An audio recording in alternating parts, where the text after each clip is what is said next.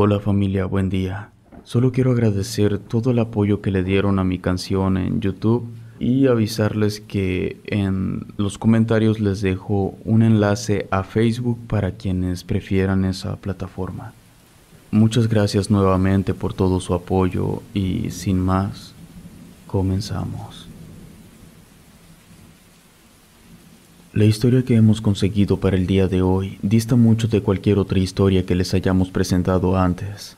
El relato fue compartido por una persona que juró por la vida de su madre que todo lo que nos dice en realidad le sucedió.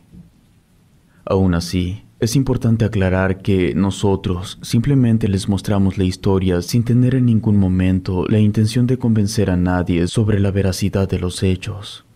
Más allá de que el relato como tal no tiene hechos que pudieran parecer demasiado sensibles, aún así, por la extrañeza de lo que se contará, recomendamos discreción al espectador. La otra dimensión. Lo que voy a contar me ocurrió en el 2015, cuando empezó a darse la reapertura gradual de la línea 12 después del cierre parcial que sufrió en 2014. Yo había acudido a un evento en la Escuela Nacional de Artes Plásticas que pertenece a la UNAM, escuela en la que yo estaba estudiando. Después del evento, me dirigí a la estación Mixcoac, que se encontraba en las cercanías. Era el punto de partida para mi viaje de regreso a casa. Debía tomar la línea 12 para llegar a la estación Tláhuac, que se pudiera decir que está cerca de la ampliación La Conchita-Zapotitlán, donde residía en aquel entonces. Desde que ingresé a la estación Mixcoac, una sensación extraña se apoderó de mí. Sentí un ligero cosquilleo. Sin embargo, inmerso en la multitud y preocupado por la seguridad de mis pertenencias, decidí dejar de lado esa sensación. Afortunadamente, cuando el vagón llegó, pude encontrar un asiento vacío. Me acomodé y saqué de la mochila mi Nintendo 3DS para jugar Pokémon Rubí Omega, en lo que llegaba a mi destino. El trayecto desde Mixcoac hasta Tláhuac suele ser aproximadamente de 1 hora y media. Podía ser menos o más dependiendo de la gente. Por lo mismo, yo no estaba atento de las estaciones que íbamos pasando. Yo iba concentrado jugando el 3DS. Me daba la hora, así que solo tenía que estar al pendiente del paso de los minutos. Al pasar poco más de 1 hora, dejé de jugar porque ya no faltaba mucho para llegar. Guardé la 3DS en mi mochila y me puse atento a las estaciones. Yo calculaba que la siguiente estación debería ser la Nopalera, o como mucho, Zapotitlán. Sin embargo, mi confusión fue inmensa cuando al detenernos en la siguiente estación, resultó ser la estación Hospital 20 de Noviembre. No podía ser real. Esa estación estaba ubicada apenas a 2 paradas después de Mixcoac y se suponía que yo debía estar a punto de llegar a mi destino.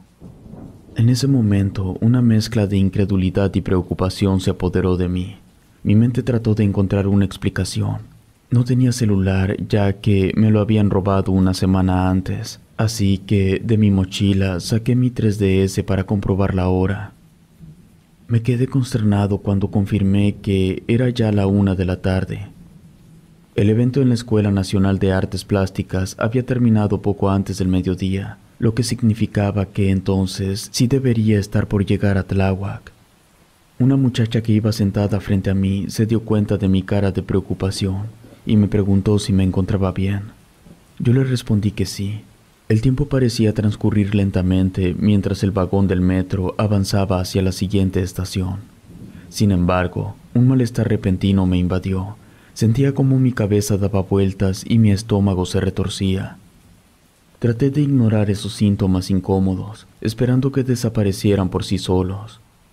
En eso, las luces del vagón se apagaron repentinamente, dejando todo a oscuras.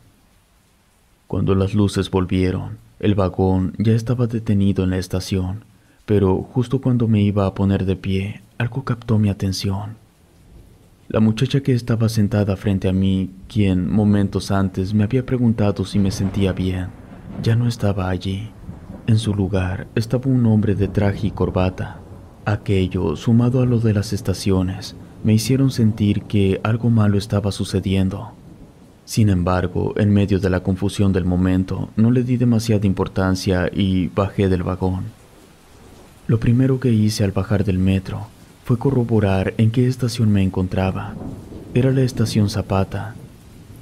La sensación de náuseas aumentaba y mi cabeza daba vueltas. Rápido me dirigí hacia el baño y estuve vomitando por 5 minutos sin poder detenerme. Cuando finalmente logré controlar las arcadas, fui a enjuagarme. Cuando me miré en el espejo, se hizo evidente que necesitaba ir por lo menos a un simi para que me diera una pastilla. No sabía qué era lo que estaba sucediendo con las estaciones.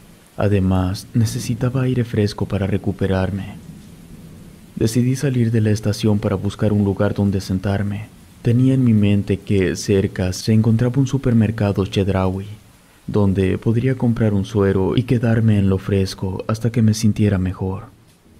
Pero en cuanto salí de la estación, me sentí totalmente confundido. Justo fuera de la estación estaba una estatua de Quetzalcóatl. Del otro lado de la calle, a espaldas de la estatua, estaba un parque. En contraesquina del parque estaba una especie como de cuartel militar, y en el horizonte se podía ver un cerro que yo conocía bien. Era el Cerro de los Huachupines. Yo sabía bien cómo era ese cerro, porque mi mamá solía trabajar en una tienda naranja que estaba casi pegada al cerro. No recuerdo el nombre de la tienda, pero ahí se anunciaba Julio Regalado. Entonces yo solía ir a esa tienda cuando salía de la escuela para esperar a que mi mamá saliera del trabajo. Pero el Cerro de los Huachupines estaba lejos por muchos kilómetros de la estación Zapata. El mareo volvió, pero más fuerte, a tal punto que estuve a punto de caer, pero de milagro logré mantener la calma.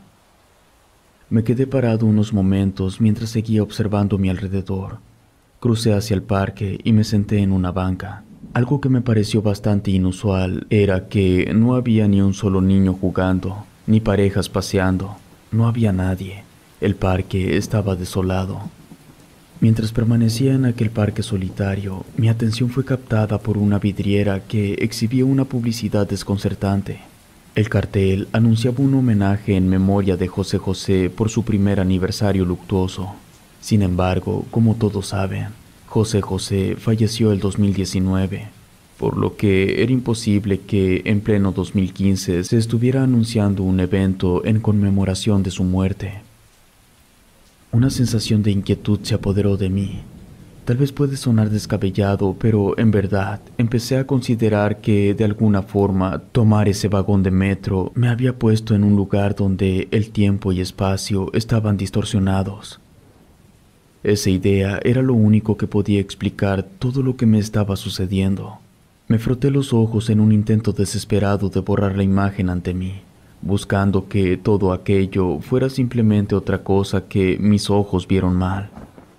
Sin embargo, cuando volví a mirar el anuncio, el rostro de José José enmarcado por un moño negro permanecía en el cartel. La información del evento estaba claramente detallada, con fecha, lugar y hora. Me puse de pie con prisa de alejarme de ese anuncio y caminé de regreso a la estación de metro. En eso noté que el letrero debería decir línea 12. Ahora ponía línea F en letras blancas resaltadas por un fondo amarillo.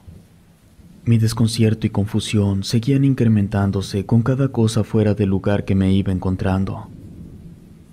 Dentro del sistema del metro de la Ciudad de México no existe ninguna línea F. Además, el color amarillo es el que identifica la línea 5. Bastante confundido, caminé hasta donde estaba un mapa de todas las estaciones de metro. Creo que todos los que seamos de Ciudad de México y del Estado de México hemos visto ese mapa por lo menos una vez en nuestras vidas.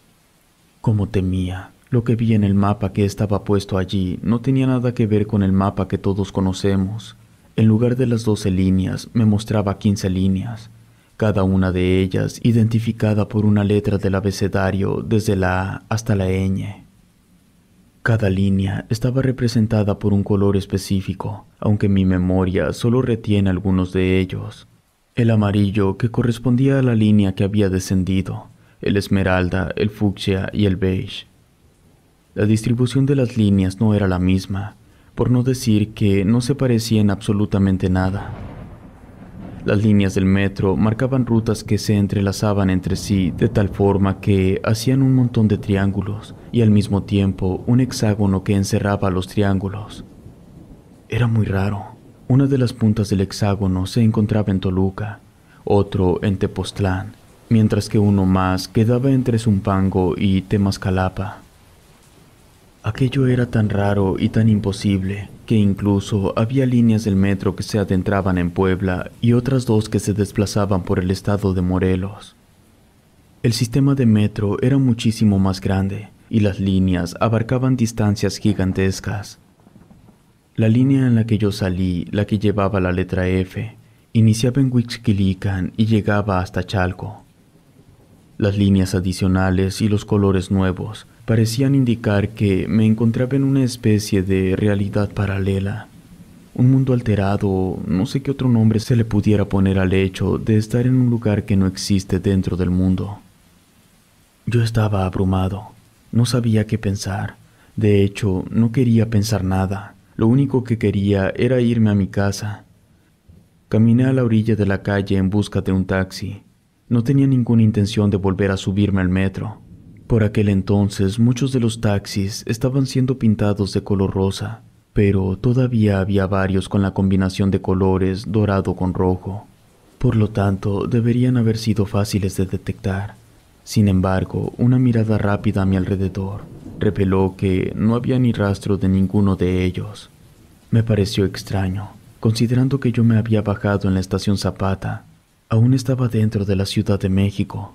En eso vi que un vehículo verde con franjas negras se orilló para bajar a una persona. Tenía toda la señalización de un taxi. Así que, con un poco de cautela, me aproximé al conductor y le pregunté cuánto me cobraría por llevarme hasta la estación de Tláhuac. El taxista frunció el ceño y pareció pensar un momento antes de responder. Me dijo que había tantas estaciones de metro en la ciudad que esa en particular no le resultaba familiar. Ante mi insistencia, le aclaré que la estación a la que me refería estaba casi al final de la línea 12. En eso, el taxista me miró feo y me dijo de una forma muy tajante que no me llevaría. Sin más explicaciones, arrancó el vehículo y se alejó. Decidí intentar con otro taxi. Le pregunté al conductor si podía llevarme al estadio, sin especificar cuál, para evitar mencionar algo que no pudiera existir. El taxista me preguntó que si al Estadio Azteca y yo le respondí que sí. Durante todo el trayecto mantuve mi mirada fija en la ventana, buscando desesperadamente cualquier indicio de anormalidad, y no tardé en percatarme de varias cosas. Lo primero que me llamó la atención fue un parque de diversiones. Estaba iluminado con letreros de luces parpadeantes. Cuando pasamos al lado pude notar que era un parque de juegos mecánicos. Más adelante divisé un hospital que destacaba por una figura a escala del Ángel de la Independencia colocada en su azotea. Continuamos avanzando y mis ojos se posaron en otro edificio singular que parecía ser una escuela. Sin embargo, lo que más me impresionó fue su fachada. Estaba adornada con una composición de vitrales. En uno de ellos, una imagen de una monja emergía en colores vivos. Sin embargo, estando detenidos debido al semáforo rojo, mi atención se desvió a los nombres de las calles, las cuales, por cierto, yo sabía sus nombres. La avenida que se encontraba al frente era la reconocida Avenida Azteca, una vía emblemática por su cercanía con el icónico estadio. A su lado se extendía la calzada Tlalpan, una arteria principal de la ciudad. Por último, la avenida que conectaba la calzada con el anillo periférico era la Avenida Imán. Me di cuenta de que ninguno de los nombres correspondía a las calles que conocía. Una de ellas comenzaba con la letra B, mientras que la otra lo hacía con la letra D. Los detalles exactos de aquellos nombres no los recuerdo. El taxi se detuvo en una orilla del estadio para que pudiera bajarme. El conductor me informó que el costo del viaje sería de 50 pesos, una tarifa inusualmente baja. Le pagué al taxista y se fue, dejando de lado el hecho de que las calles no tenían los nombres que debían tener. Todo lo demás que rodeaba al Estadio Azteca sí estaba en orden. Frente a mí, pero del otro lado de la calle, se encontraba la parada del Metrobús. A mi derecha estaba el puente peatonal con su respectivo letrero azul que ponía Estadio Azteca. A mi izquierda se extendía el puente vehicular por donde los autos circulaban con total normalidad. Me sentí un poco menos inquieto porque ahí todo estaba relativamente bien. Tomé asiento en un banco cercano, tratando de desviar mi mente de los pensamientos que me recordaban que estaba en un lugar al que no pertenecía. Me encontré en el murmullo constante del tráfico, el sonido de los motores, los conductores que se insultaban mutuamente y en las voces de las personas que caminaban por el lugar. Intenté sentirme tranquilo en aquellos sonidos cotidianos, aferrándome a la sensación de normalidad que transmitían. En eso pude ver un destello de luz en el cielo. Alcé la vista y me encontré con un objeto extraño de forma ovalada que se desplazaba lentamente por el cielo. La altura a la que se movía era mayor a la que vuelan los helicópteros, pero menor a la que vuelan los aviones. Está de más aclarar que no era ni un avión ni un helicóptero, porque la forma no se parecía, además de que el objeto que yo estaba mirando no tenía alas. No puedo afirmar que el objeto era metálico, lo que sí sé es que reflejaba un poco los rayos del sol. Miré a mi alrededor buscando alguna reacción por parte de las personas que transitaban cerca de mí, pero todos parecían ajenos a aquel fenómeno. Me pregunté si era el único que podía ver aquella extraña presencia en el cielo, o si todos los demás habían optado por ignorarla.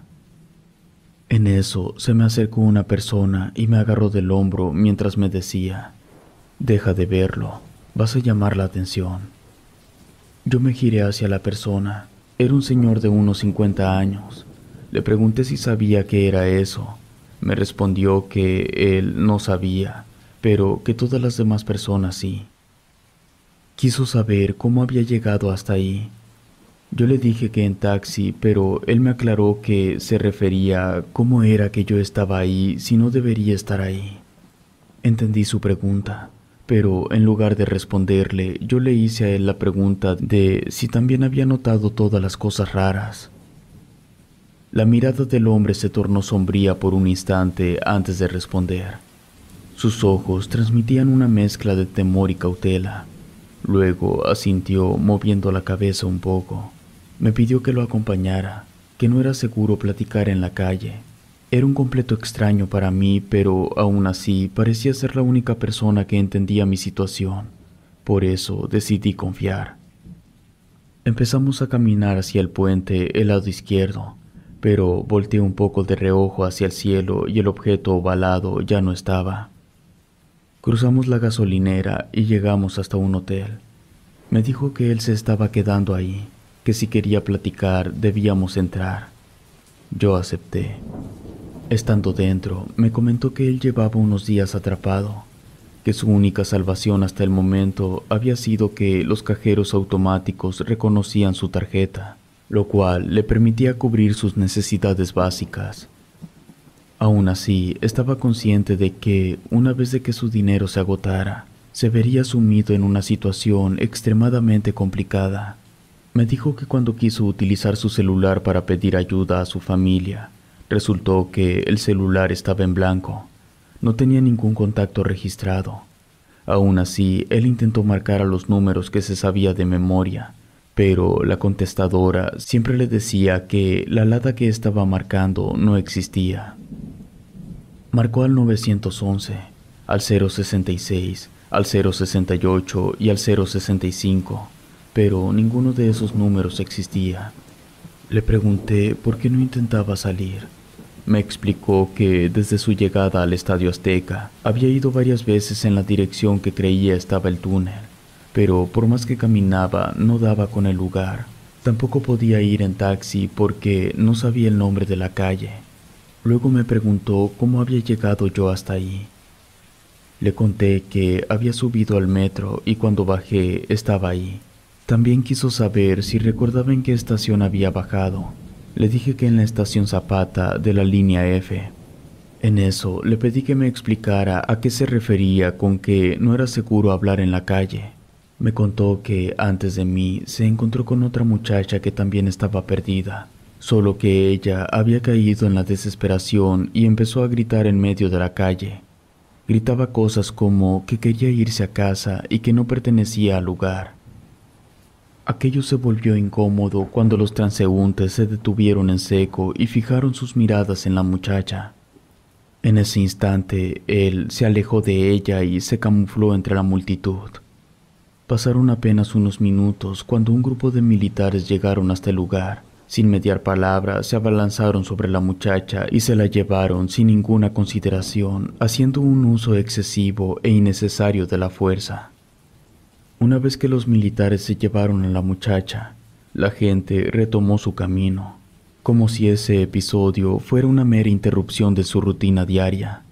El señor me comentó que, tal vez, si volvíamos a la estación de metro por la que yo había entrado y abordábamos un vagón, quizás podríamos salir de ese lugar. Me pareció buena idea. Salimos del hotel y estuvimos parados ahí fuera en la espera de ver un taxi que se acercara. En eso me preguntó si sabía qué hora era.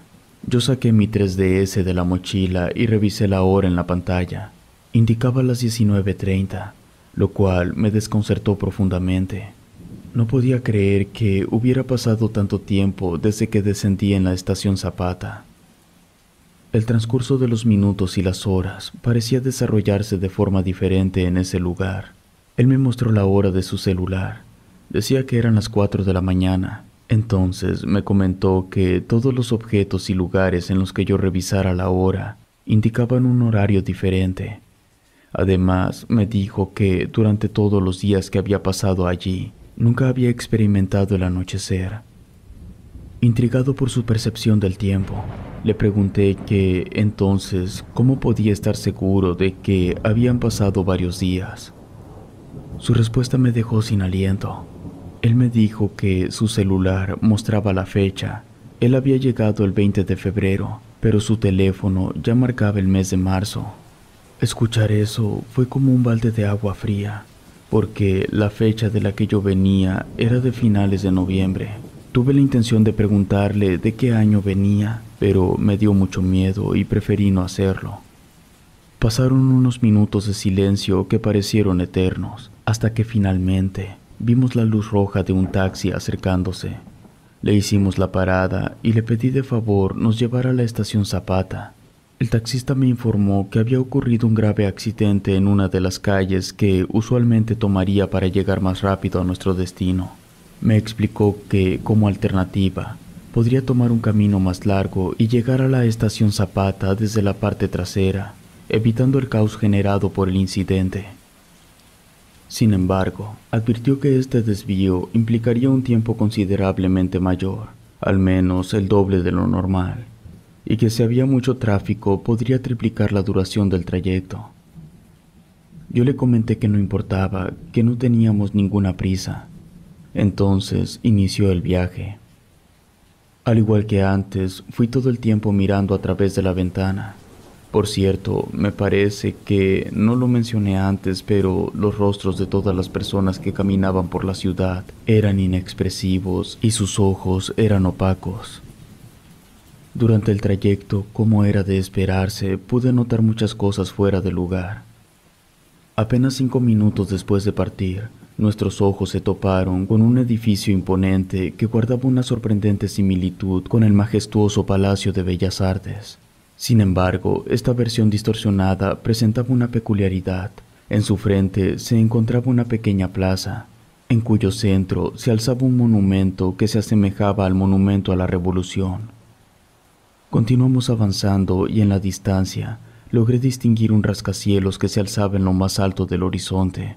Pero lo que más llamó mi atención fue la figura que coronaba su cúspide. Se trataba de una estatua de Cristo crucificado. También pasamos al lado de una mezquita. Yo sé que hay una en la Roma y otra en la Condesa, pero ninguna debería estar en el mismo rumbo que el Estadio Azteca. En un momento, el señor le solicitó al taxista que detuviera el vehículo, pues tenía la necesidad de comprar algo urgente. El conductor asintió sin decir una sola palabra, y en cuanto le fue posible, se detuvo frente a un establecimiento que, en tamaño y fachada, se asemejaba a un Oxxo. Sin embargo, algo que no encajaba era el letrero en la fachada, porque ahí indicaba que era una bodega horrera. El establecimiento incluso estaba pintado de verde, como es característico de dicha cadena de supermercados. El señor regresó con una cajetilla de cigarros, por cierto, de una marca que jamás había visto en mi vida. Al taxista no le importó que el señor se pusiera a fumar dentro del auto y continuamos el viaje. Ahí me di cuenta que en todo el tiempo que había estado ahí, no había ningún perro ni gato, tampoco palomas. Nada. De pronto, el señor le pegó en el hombro al taxista y con un tono bastante exaltado le pidió que se detuviera. En cuanto el taxi se detuvo, el hombre salió corriendo a toda prisa. Le pagué al taxista rápidamente y me apresuré para alcanzar al señor. Agarré su brazo tratando de detenerlo y le pregunté qué estaba sucediendo. Sus ojos se fijaron en una mujer que se alejaba en la distancia y con voz temblorosa me dijo que esa era su esposa. Sin soltarlo, traté de razonar con él. Le recordé que no estábamos en nuestro lugar de origen, que esa no era su verdadera esposa. Sin embargo, su respuesta me dejó atónito. Con voz quebrada me dijo: «No lo entiendes, mi esposa murió hace 8 años, y esa mujer que va caminando es mi esposa». Sentí que las piernas me temblaron. Sus palabras resonaron en mi mente, dejándome perplejo, mientras miraba a la mujer que se alejaba en la distancia. El señor me pidió que lo acompañara, que fuéramos por su esposa y la lleváramos de regreso con nosotros. Ni siquiera me dio tiempo de decirle algo cuando él se volteó y empezó a caminar a paso veloz para alcanzar a la mujer. Lo seguí a una distancia prudente, consciente de que su actitud estaba atrayendo miradas curiosas de las personas que transitaban por la calle. Me preocupaba que alguien notara la extrañeza de la situación. Después de varios minutos de caminar, el hombre finalmente alcanzó a la mujer. Yo me detuve a unos 10 metros de distancia, observando cautelosamente. La mujer se giró hacia él y pareció reconocerlo. Una expresión de asombro y confusión cruzó su rostro, pero pronto se transformó en una mezcla de alegría y preocupación. El hombre intentó tomar de la mano a la mujer, pero ella se soltó rápidamente. Sé que intercambiaron palabras, pero no alcancé a escuchar lo que dijeron. La situación se volvió tensa, ya que el hombre comenzó a agitar sus manos mientras algunas personas se reunían alrededor de ellos. Desde la distancia pude ver que se aproximaban militares. Se acercaron rápidamente al hombre y lo rodearon, colocándole esposas para llevárselo. En ese momento, el hombre giró su mirada hacia mí y pareció decirles algo sobre mí. 2 militares se dirigían hacia mí. Me quiso dar un ataque de ansiedad, pero por suerte logré mantener la compostura y controlar mis nervios. Uno de los militares me informó que el hombre había mencionado que me conocía, asegurando que yo estaba acompañándolo. Rápido, mi mente se puso en marcha. Lo que yo hice fue señalar hacia el lugar exacto donde me había bajado del taxi. Les expliqué que en ese mismo sitio, el hombre se me había acercado para robar mi teléfono celular y mis cigarros. Les relaté que lo seguí desesperado por recuperar mis pertenencias, pero luego lo vi aproximarse a la mujer y ya no supe cómo reaccionar. Sus miradas se cruzaron por un instante. Aún quedaba una pizca de duda en sus rostros. Uno de los militares me preguntó si no me importaba que me revisaran. Les respondí que podían revisar sin problema. Los soldados tomaron mi mochila y la abrieron, registraron cada objeto y luego pasaron a revisarme a mí. Uno de los militares se quedó ahí conmigo y el otro fue a quitarle las cosas al señor. Me las entregó. Luego me hizo el comentario de que yo era muy joven para fumar. Yo solo hice un gesto. El otro militar me preguntó si el hombre no me había dicho alguna cosa extraña. Le respondí que sí, que me había comentado que venía de fuera. El militar quiso saber si yo entendía a qué se refería. Respondí que no, pero que de seguro se trataba uno de tantos locos que andaban sueltos por las calles. Después se fueron. Lo último que pude ver de aquel señor fue que lo subieron a un vehículo con muchos logos. Me quedé parado tratando de procesar todo lo que acababa de suceder. Saqué mi pequeña cartera para contar cuánto dinero me quedaba. Aún tenía 90 pesos. Sentía un poco de hambre, pero todavía tenía que agarrar otro taxi para llegar a la estación Zapata. Pero me puse a pensar que no era del todo seguro que si tomaba un vagón lograría salir de aquel lugar, así que mejor opté por comer algo. Caminé sin saber hacia dónde estaba yendo. He de haber avanzado unas 5 o 6 cuadras hasta que vi una tienda y entré. Era una tienda normal, con todos los productos que uno espera encontrar en una tienda.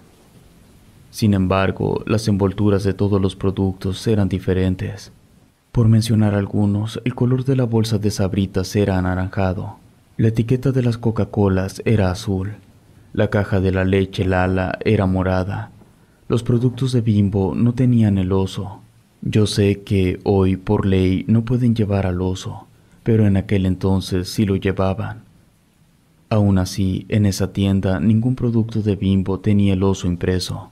Yo me compré unas papas y una Coca-Cola. En total pagué 20 pesos, lo que, al igual que la tarifa del taxi, me pareció increíblemente barato.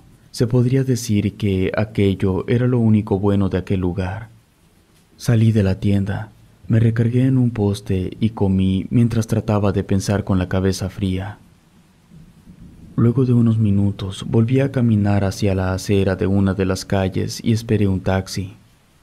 Estando de camino hacia la estación, nos tocó detenernos en un semáforo.